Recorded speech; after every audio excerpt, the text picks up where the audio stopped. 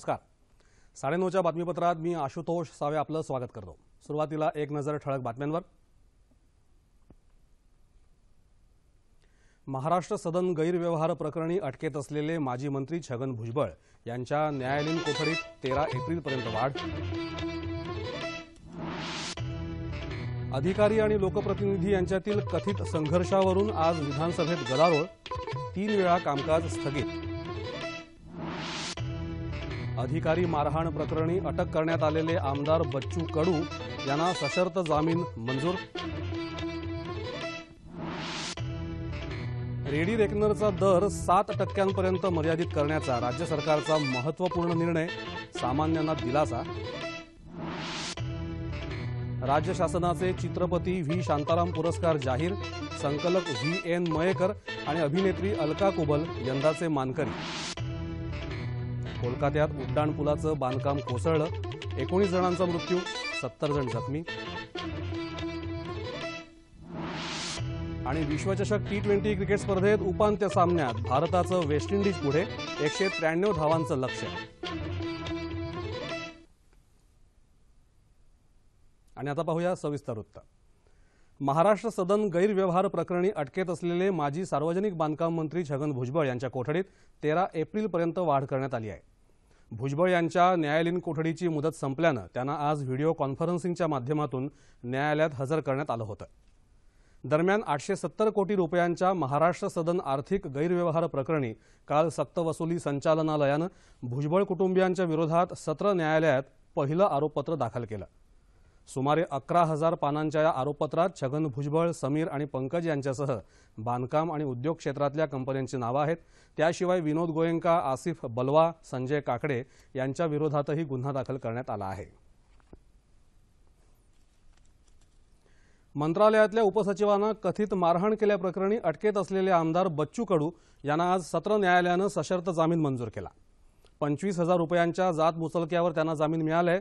तसंच त्यांनी दर गुरुवारी पोलीस स्थानकात हजर व्हावं आणि खटला सुरू असेपर्यंत देशाबाहेर जाऊ नये अशा अटी न्यायालयानं घातल्या आहेत. त्यांचं पारपत्र जप्त करण्याचे आदेशही न्यायालयानं दिलेत. कडू यांना काल रात्री अटक करण्यात आली होती. प्रशासनातील अधिकारी आणि लोकप्रतिनिधी यांच्यातील कथित संघर्षावरून आज विधानसभेत गदारोळ झाला. त्यामुळे कामकाज अध्यक्षांनी 3 वेळा स्थगित केलं. आमदारांच्या हक्कांच्या रक्षणासाठी आवश्यक ते सुधारित आदेश अधिवेशन संपेपर्यंत काढले जातील असं आश्वासन महसूल मंत्री एकनाथ खडसे यांनी कामकाज पुन्हा सुरू झाल्यानंतर दिलं.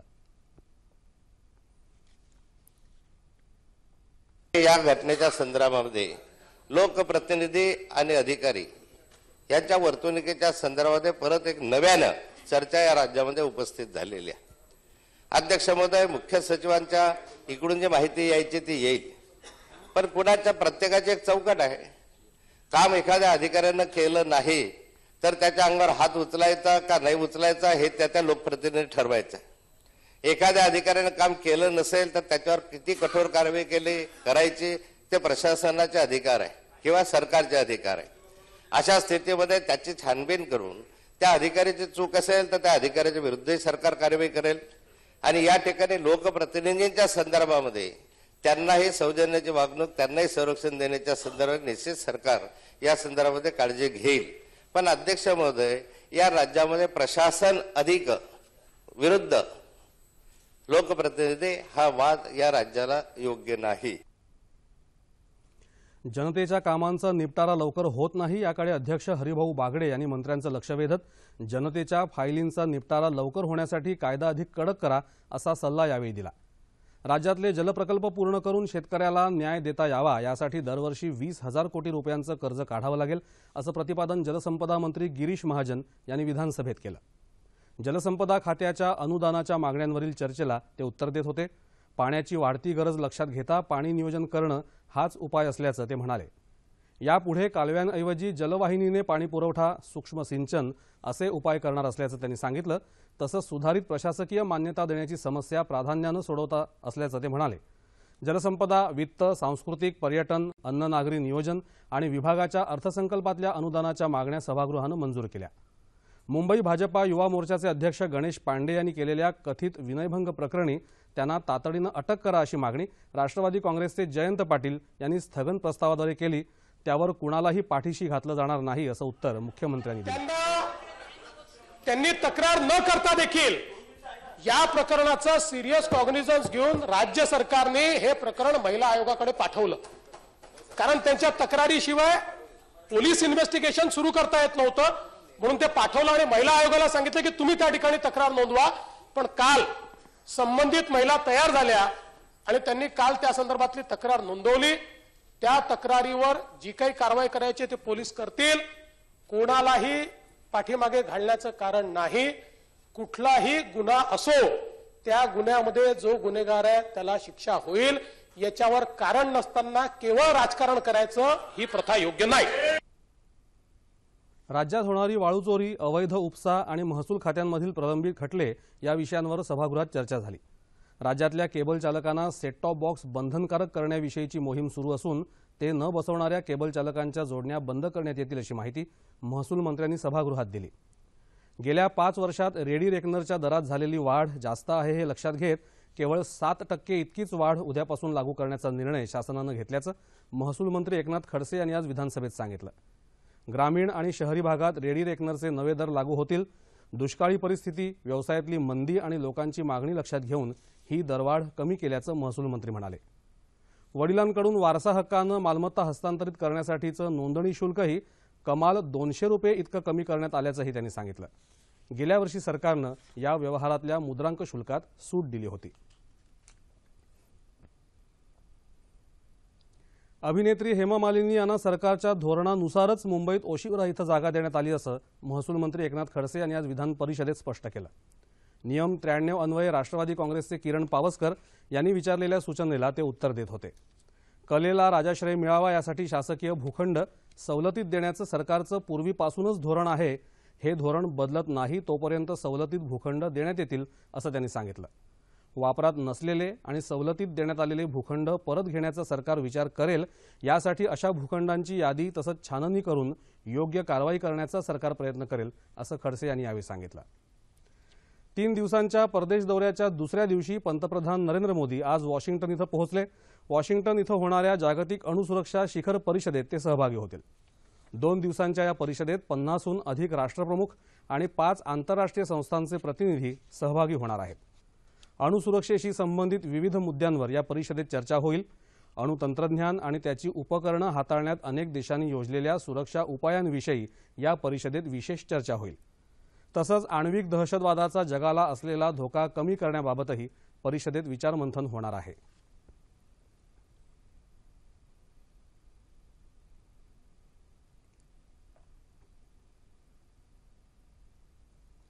पाकिस्तानच्या चौकशी समितीला पठाणकोट हवाई तळावरील केवळ हल्ला झालेली जागा दाखवण्यात आली. बाकी तळाचा ताबा सैन्याकडे असल्यानं तिथे कुणालाही अनुमती दिली नव्हती असं संरक्षण मंत्री मनोहर पर्रिकर यांनी आज पुण्यात स्पष्ट केलं. भारतीय लष्कराच्या 3ही दलांना सेवा देणाऱ्या वैद्यकीय अधिकाऱ्यांची 50वी तुकडी आज सैन्यात दाखल झाली. या सुवर्ण महोत्सवी दीक्षांत समारंभात पर्रिकर यांनी प्रमुख पाहुणे म्हणून मानवंदना स्वीकारली. त्यावेळी प्रसिद्धी माध्यमांशी ते बोलत होते. चीननं भारतीय सरहद्दीमध्ये घुसखोरी केल्याच्या वृत्तामध्ये तथ्य नसल्याचं सांगून पर्रिकर यावेळी म्हणाले की मुळात तिथे सीमा निश्चिती झालेली नाही. त्यामुळे गस्तीच्या वेळेला असं होऊ शकतं, आपल्याकडूनही असं घडू शकतं आणि मग शेवटी सामंजस्यानं दोन्ही सैन्य आपापल्या जागी परत जातात.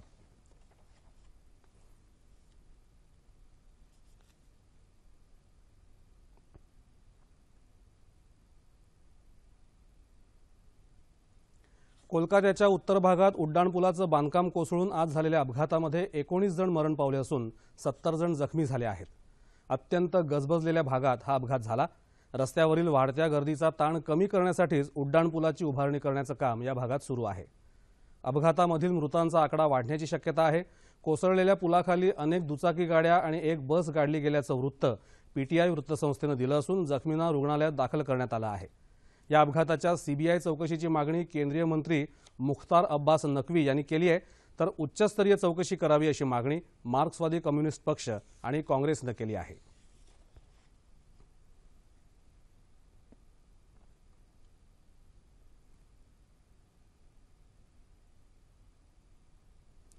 राज्य शासनाच्या वतीनं दिला जाणारा चित्रपती व्ही शांताराम जीवनगौरव पुरस्कार ज्येष्ठ चित्रपट संकलक व्ही एन मयेकर यांना आणि व्ही शांताराम विशेष योगदान अभिनेत्री अलका कुबल यांना घोषित करण्यात आलं आहे। सांस्कृतिक कार्यमंत्री विनोद तावडे यांनी आज मुंबईत या पुरस्कारांची घोषणा केली। मराठी चित्रपटसृष्टीत अभिनय, संगीत, निर्मिती, दिग्दर्शन या क्षेत्रात उत्कृष्ट कामगिरी करणाऱ्यांना चित्रपती व्ही शांताराम जीवन गौरव आणि विशेष योगदान पुरस्कारानं सन्मानित करण्यात येतं। विनोद तावडे यांच्या अध्यक्षतेखालील समितीनं मयेकर आणि अलका कुबल यांची निवड केली आहे।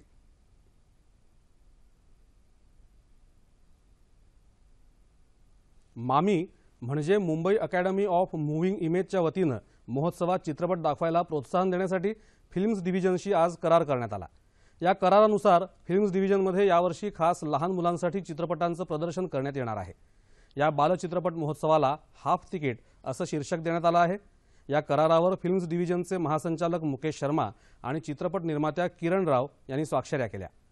दरम्यान काल मुंबईत ब्रिक्स सदस्य राष्ट्रांमधील प्रसारमाध्यमातील प्रमुखांच्या एका चर्चासत्राचं आयोजन फिक्कीच्या वतीनं करण्यात आलं होतं।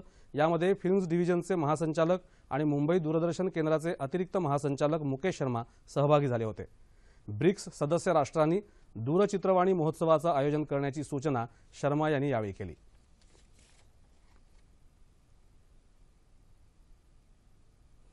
कन्हैया कुमारबाबत आणि मुंबई, पुणे तसंच वाशिम इथल्या काही बातम्या आता आपण पाहूयात।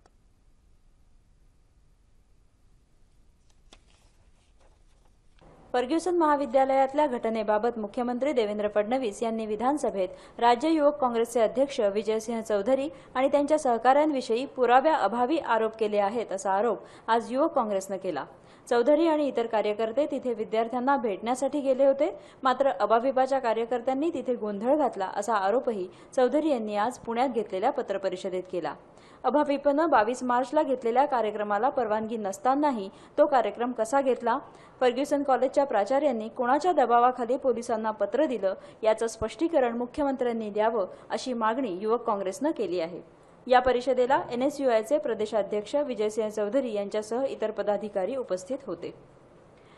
जेएनयू विद्यार्थी संघटनेचा अध्यक्ष कन्हैया कुमार याची 14 एप्रिलला पुण्यात सभा आयोजित करण्यात येऊ नये अशी मागणी भीमशक्ती संघटनेचे अध्यक्ष अरुण भालेराव यांनी केली आहे।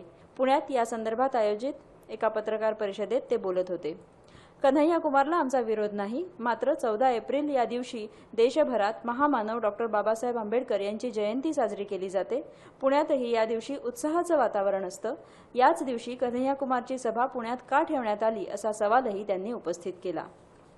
राज्य सरकारचा यावर्षीचा अर्थसंकल्प हा कष्टकऱ्यांना डावलून तयार केला असून पोषण, आरोग्य, रेशन, शिक्षण या सेवेवरच्या खर्चात कपात केली आहे आणि कष्टकऱ्यांना तो अर्थसंकल्प मंजूर नाही असा आरोप करत पुणे शहरातल्या मोलकरीण संघटना, अंगणवाडी कार्यकारी सभा, श्रमिक मुक्ती दल यांच्या वतीनं आज फरासखाना पोलीस स्टेशनजवळच्या मजूर अड्डा इथं धरणं आंदोलन करण्यात आलं। एकीकडे कुपोषण वाढत असतानाही राज्य सरकारनं अंगणवाडी, गरोदर स्त्रिया, लहान मुलं यांच्यावर होणाऱ्या खर्चात 62% कपात केली आहे। त्यामुळे आदिवासी ग्रामीण भागात कुपोषणाचं प्रमाण वाढणार आहे, तर आरोग्य सेवेत 13% तरतूद कमी करण्यात आली आहे असा आरोपही या महिला संघटनांनी केला। यावेळी महिलांनी शासनाच्या निषेधार्थ घोषणा दिल्या। केंद्र सरकारकडून सराफा व्यावसायिकांवर लावण्यात आलेला उत्पादन कर रद्द करावा या मागणीसाठी मुंबईत आज आझाद मैदानावर गोल्डस्मिथ कोऑर्डिनेशन कमिटीकडून आंदोलन करण्यात आलं। गेल्या अनेक दिवसांपासून हा कर रद्द करावा म्हणून आपण आंदोलन करत आहोत, मात्र सरकार त्याकडे दुर्लक्ष करत आहे अशी टीका कमिटीच्या सदस्यांनी केली। या आंदोलनामुळे व्यावसायिकांसह कारागिरांवरही मोठं संकट निर्माण झालं आहे। त्यामुळे या मुद्द्यावर सरकारनं लवकरात लवकर तोडगा काढावा अशी मागणी आंदोलकांनी यावेळी केली। कोल्हापुरातही आज जिल्हा सराफ सुवर्णकार संघानं रेल रोको आंदोलन केलं।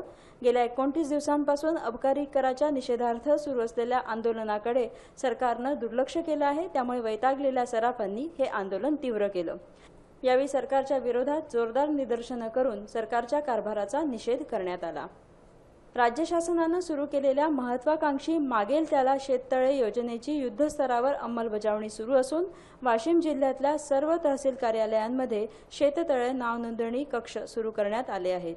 लहान खेडे आणि वाड्या वस्त्यांमध्ये दुर्गम भागात राहणाऱ्या शेतकऱ्यांना शेततळ्याची ऑनलाईन नोंदणी करण्यात अडचणी येत असल्यानं तहसील कार्यालयांमध्ये नोंदणी कक्षांमध्ये हे काम सुरू केलं आहे अशी माहिती वाशिमचे तहसीलदार आशिष बिजवल यांनी दिली।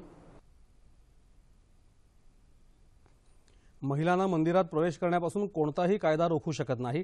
पुरुषांना तिथे प्रवेश असेल तर महिलांनाही तिथे प्रवेश द्यायला हवा, असं मुंबई उच्च न्यायालयानं म्हटलं आहे. महिलांच्या अधिकारांचं रक्षण करणं हे राज्य सरकारचं कर्तव्य असल्याचंही न्यायालयानं स्पष्ट केलं. मात्र या निर्णयाचा स्वीकार करण्यासाठी समाज मनाची तयारी आहे का, ती कशी करता येईल, याविषयी अधिक चर्चा करण्यासाठी ज्येष्ठ पत्रकार प्रतिमा जोशी आज आपल्या स्टुडिओमध्ये आल्या आहेत. प्रतिमाजी, 9:30च्या बातमीपत्रात आपलं अगदी मनपूर्वक स्वागत. ज्या कायद्याच्या आधारावरती उच्च न्यायालयानं हा निर्णय दिला, तो कायदा नेमका काय आहे? 1956 सालचा कायदा आहे. बरं, 60 वर्षापूर्वीचा. 60 वर्षांपूर्वीचा, बरोबर. आज 2016 चालू आहे. बरोबर. आणि ज्या उद्देशाने राज्यघटना लिहिली गेली, ज्याच्यामध्ये धर्म, जात, वंश, लिंग आणि पंथ याच्या पलीकडे जाऊन मनुष्य म्हणून एखाद्या व्यक्तीची प्रतिष्ठा कायम ठेवणं आणि मग जी सगळी स्वातंत्र्य आपल्याला दिली गेलेली आहेत, म्हणजे अगदी अभिव्यक्तीपासून, संचारापासून, रोजगारापासून ते स्वतःच्या व्यक्तिमत्वाला आकार देण्यापर्यंतच्या ही जी मूलभूत सगळी आपली अशी तत्व आहेत, ती ह्या कायद्याच्या रूपाने आपल्याला बघता येतील.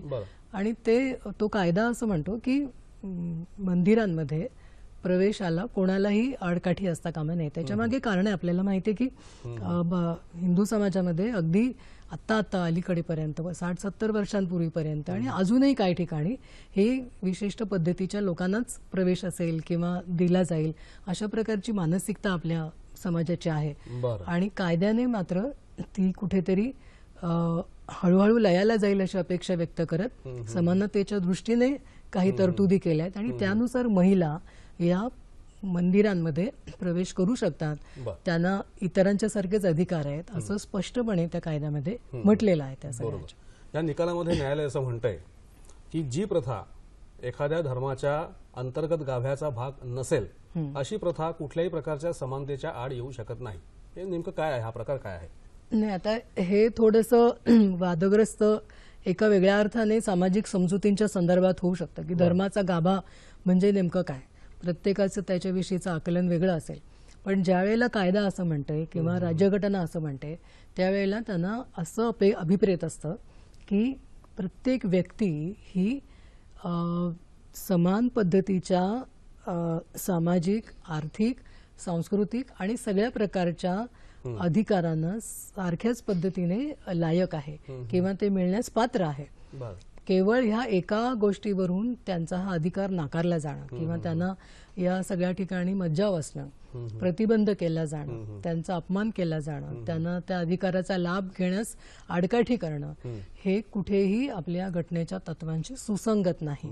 एखाद्या धर्मग्रंथामध्ये असं म्हटलेलं असतं का? उदाहरणार्थ आपण हे जर उदाहरण घेतलं शनी शिंगणापूरचं, तर धर्मग्रंथामध्ये तसा कुठे उल्लेख असतो का की प्रवेश द्यायचा नाही किंवा असा आहे तसा आहे वगैरे वगैरे? शनी शिंगणापूर किंवा अन्य काही मंदिरांमध्ये अशा काही ठिकाणी आता ह्याच्यात पाटी नाहीये पण काही ठिकाणी पाट्या असतात की शूद्र इस मंदिर में प्रवेश न करे किंवा महिलांना विशिष्ट मासिक पाळीच्या धर्मामध्ये त्या ह्याच्यात जाता येत नाही असं पाट्या लिहिलेल्या असतात. मला स्वतःला नेहमी प्रश्न असा पडतो की हिंदू धर्माचा कोणताही अधिकृत असा एक धर्मग्रंथ नाही. बरोबर. अनेक प्रकारच्या साहित्य आहे, श्रुती, स्मृती, पुराण अनेक आहेत. इतरही काही त्याच्यामध्ये आपल्याला साहित्य मिळतं. पण ह्या पद्धतीने महिलांना प्रार्थनास्थळामध्ये जाऊ देऊ नये असं कुठे लिहिलं आहे हा म्हणजे खरं तर मला असं वाटतं की सगळ्या महिलांच्या वतीने मला प्रश्न विचारा असा वाटतो, ज्यांना हा प्रवेश द्यायची इच्छा नाही किंवा जे हे सगळं बरोबर चाललेलं नाही असं ज्यांना वाटतं. खरोखर असं धर्मात मान्य नाही असं जेव्हा बोलतात माणसं त्यावेळेला त्यांनी त्याचे लिखित पुरावे देणं गरजेचं आहे असं मला वाटतं. आणि आपल्या सगळ्यांना माहिती आहे की असे लिखित पुरावे बहुतेक उपलब्ध नाही आहेत.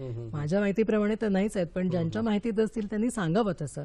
कारण धर्म हा तुमच्या मोक्षाच्या आणि जगण्याच्या आणि आध्यात्मिक ह्याच्या उन्नतीविषयी बोलतो. त्याच्यामध्ये इतक्या छोट्या गोष्टी लिहिलेल्या असतील किंवा काय याच्याविषयी माझ्या मनात शंका आहे. कोणीतरी व्यक्तिगत काहीतरी लिहिलेलं असेल त्यालाच धर्म समजणं हा कदाचित आपण धर्माला खूप संकुचित करतोय का अशी एक माझी स्वतःची धारणा होते याच्या. बरं प्रतिमाजी, न्यायालयानं सांगितलं, त्यांनी आता सांगितलं, सरकारला सुद्धा असं म्हटलंय की आपली भूमिका 2 दिवसांमध्ये स्पष्ट करा. उद्या समजा सरकार मान्यही करेल, म्हणजे न्यायालयाचा निर्णय मान्य करेल, त्यानुसार मंदिर प्रवेश खुला होईल महिलांसाठी. समाजामध्ये त्यांची मानसिकता एक अशी असते का तुम्हाला जर कोण एखाद्या ठिकाणी नाकारत असेल तर तुम्हाला काही स्वाभिमान नावाची चीज आहे की नाही, तुम्ही तिकडे का जाता, असं एक समाजमन सांगत असतं. तर याबाबत तुम्ही काय म्हणाल? नाही, समाजमन अनेक प्रकारे व्यक्त होतं. म्हणजे तुम्हाला विचारत नाही तर जाता कशाला, अशा विचारण्यापासून ते की आता म्हणतायत इतकी वर्ष, हजारो वर्ष आहे, तर काहीतरी असणार म्हणूनच नियम झाले असणार ना, तर बायकांनी पण जरा समजून घ्यायला पाहिजे, असं म्हणणारे लोक सुद्धा आहेत. आता ह्या सगळ्या गोष्टी आहेत. तर काही लोकांचं म्हणणं की नाही, काही असेल तरी व्यक्ती म्हणून समानता आणि ती मिळाली पाहिजे. तर ह्या सगळ्या गदारोळामध्ये मला सारखं असं वाटतं की समाजातल्या सुजाण लोकांचं आणि सरकारचं सुद्धा हे काम आहे की समजुती कोणत्या, त्याला कोणते आधार आहेत, कुठच्या प्रकारच्या त्याचे परिणाम आहेत, हे सगळं लक्षात घेऊन सातत्याने संवाद साधणं, माणसांना प्रश्न विचारायला शिकवणं आणि प्रश्नाची उत्तरं शोधायला शिकवणं, बरोबर. हा त्यातला खूप महत्त्वाचा भाग आहे. आणि तो फार कमी प्रमाणात होतो. तुम्ही आता म्हणालात तसं की सरकारला हे सांगायची वेळ काय येते न्यायालयाने की तुम्ही या पद्धतीचं तुमचं म्हणणं काय ते सांगा. आणि त्यांना आज विचारलं गेलं होतं काल की तुम्ही आता लगेच करताय का तुमचं म्हणणं फाईल. त्यांनी 2 दिवसांचा वेळ मागितला. त्याच्यात तांत्रिक कारण असं सरकार म्हणेल की आम्हाला ते सगळं ड्राफ्टिंग करावं लागतं. आणि हे माझं म्हणणं की त्यांनी वेलाशक सांगायला हवं की राज्यघटनेशी सुसंगत कायद्याची प्रत्येक तरतूद पार पाडण्यामध्ये सरकार बांधील आहे आणि सरकारने तरी किमान या पद्धतीचा कोणताही भेदभाव आम्ही मानत नाही असं निशंकपणे सांगायला हवं या सगळ्या घटनेमध्ये. बरोबर. आता मला एक सांगा प्रतिमाजी की देवस्थान आपण म्हणतो, देवस्थानाचा स्वतंत्र कारभार असतो. देवस्थानचं असं म्हणणं असू शकतं की ज्या बाबी आमच्या अधिकार कक्षात आहेत त्या आम्ही बाळगू शकतो. म्हणजे कोणाला प्रवेश द्यायचा, कोणाला प्रवेश द्यायचा नाही हे आम्ही ठरवलं पाहिजे, याच्यामध्ये कोणी दुसऱ्याने हस्तक्षेप करता कामा नये. तर याबाबत काय म्हणता येईल? नाही, याच्यात 2 गोष्टी आहेत. म्हणजे आपण मागापासून संविधानाविषयी बोलतोय, राज्यघटनेविषयी बोलतोय. तुम्ही ज्या वेळेला देवस्थान पब्लिक ट्रस्टमध्ये रजिस्टर करता, नोंदणी करता, आणि त्या क्षणी तुम्ही राज्य शासन व्यवस्था या सगळ्यांशी जोडले गेलेले असता. एक, त्यामुळे तुम्ही सार्वजनिक न्यास आहात आणि सार्वजनिक न्यास असलेल्या कोणत्याही बॉडीला, कोणत्याही यंत्रणेला या देशाच्या संविधानाला बाधक ठरेल अशा प्रकारचं काम करता येणार नाही. जर ते तसं म्हणत असतील तर ती प्रतारणा आहे असं मला वाटतं. एक. दुसरा मुद्दा जो आहे तो घटनेशी संबंधित थेट जरी नसला तरी तुम्ही धर्माबद्दल बोलताय ना, मग धर्म हा मानवधर्मच असू शकतो आणि जो भेद करायला शिकवतो त्या धर्मामध्ये काही बदल हवेत की नको आपल्याला काळानुसार किंवा परिस्थितीनुसार, याचं सुद्धा उत्तर आपण सगळ्यांनी शोधलं पाहिजे असं मला वाटतं. की देव असं म्हणतो का की मला हा पाहिजे, हा नको, यांनी यावं, यांनी येऊ नये, तर मग कोणाही सश्रद्ध माणसाला सुद्धा असं वाटेल की हे चुकीचं आहे. सगळे सारखे आहेत, देवाची लेकरं सारखी आहेत असंच आपण म्हणतो सगळे. तुम्ही जे म्हणताय प्रतिमाजी ते अगदी खरं आहे. मला माहिती आहे तुम्हाला अधिक माहिती द्यायची आहे, मलाही अजून काही आणखी विचारायचं आहे, पण आपल्याला वेळ खुणावतोय आणि त्याला काही इलाज नाहीये. आपण इथे थांबूया. तुम्ही आमच्या बातमीपत्रात आलात आणि अत्यंत महत्त्वपूर्ण चर्चा केली, त्याबद्दल आपले मनपूर्वक आभार. थँक्यू. वळूया पुढील बातमीकडे. क्रिकेटची बातमी. T20 विश्वचषक क्रिकेटच्या आज मुंबईत वानखेडे स्टेडियमवर सुरू असलेल्या दुसऱ्या उपांत्य सामन्यात भारतानं वेस्ट इंडिजसमोर विजयासाठी 193 धावांचं आव्हान ठेवलं आहे. नाणेफेक जिंकून वेस्ट इंडिजनं फलंदाजीसाठी पाचारण केल्यानंतर भारतानं 20 षटकांमध्ये 2 बाद 192 धावा केल्या. शिखर धवनच्या जागी संधी मिळालेला अजिंक्य रहाणे आणि रोहित शर्मा या सलामीवीरांनी 7 षटकांमध्ये 62 धावांची सलामी दिल्यानंतर रोहित शर्मा 31 चेंडूत 43 धावा करून पायचीत झाला. नंतर विराट आणि अजिंक्यनं डावाला चांगला आकार दिल्यानंतर 16व्या षटकात अजिंक्य रहाणे 40 धावा करून बाद झाला. त्यानंतर विराटनं 47 चेंडूत नाबाद 89 आणि महेंद्रसिंह धोनीनं 9 चेंडूत नाबाद 15 धावा करत भारताला मोठी धावसंख्या उभारून दिली. विंडीजच्या डावात बुमराहनं गेलला दुसऱ्या षटकात यॉर्कर टाकून त्रिफळाचीत केलं आणि विंडीजला पहिला धक्का दिला. आघाडीचा फलंदाज गेल अवघ्या 5 धावा काढून तंबूत परतला. शेवटचं वृत्त हाती आलं तेव्हा विंडीजच्या 13 षटकात 3 बाद 116 धावा झाल्या होत्या. हवामान वृत्त. मध्य महाराष्ट्र, मराठवाडा आणि विदर्भाच्या काही भागात कमाल तापमानात सरासरीच्या तुलनेत लक्षणीय वाढ झाली आहे. राज्यात सर्वात जास्त तापमान अकोला इथं 42 अंश सेल्सिअस इतकं नोंदवलं गेलं. येत्या 36 तासात संपूर्ण राज्यात हवामान कोरडं राहील अशी शक्यता हवामानशास्त्र विभागानं वर्तवली आहे. तापमान अंश सेल्सिअसमध्ये मुंबई कमाल 33, किमान 23, नागपूर 41, 22, पुणे 38, 17, औरंगाबाद 38-24, नाशिक 38-18, कोल्हापूर 39-23, रत्नागिरी 33-20, सोलापूर 41-25 आणि अमरावती कमाल 40, किमान 21 अंश सेल्सिअस. आणि शेवटी ठळक बातम्या पुन्हा एकदा. महाराष्ट्र सदन गैरव्यवहार प्रकरणी अटकेत असलेले माजी मंत्री छगन भुजबळ यांच्या न्यायालयीन कोठडीत 13 एप्रिलपर्यंत वाढ. अधिकारी आणि लोकप्रतिनिधी यांच्यातील कथित संघर्षावरून आज विधानसभेत गदारोळ, 3 वेळा कामकाज स्थगित. अधिकारी मारहाण प्रकरणी अटक करण्यात आलेले आमदार बच्चू कडू यांना सशर्त जामीन मंजूर. रेडी रेकनरचा दर 7% मर्यादित करण्याचा राज्य सरकारचा महत्त्वपूर्ण निर्णय, सामान्यांना दिलासा. राज्य शासनाचे चित्रपती व्ही शांताराम पुरस्कार जाहीर, संकलक VN मयेकर आणि अभिनेत्री अलका कुबल यंदाचे मानकरी. कोलकात्यात उड्डाण पुलाचं बांधकाम कोसळलं, 19 जणांचा मृत्यू, 70 जण जखमी. आणि विश्वचषक T20 क्रिकेट स्पर्धेत उपांत्य सामन्यात भारताचं वेस्ट इंडिज पुढे, विजयासाठी 193 धावांचं अक्षर. याबरोबरच हे बातमीपत्र संपलं. तेव्हा पुन्हा भेटूया उद्या सकाळी 8:30 वाजता आपल्या सह्याद्री वाहिनीवर. नमस्कार.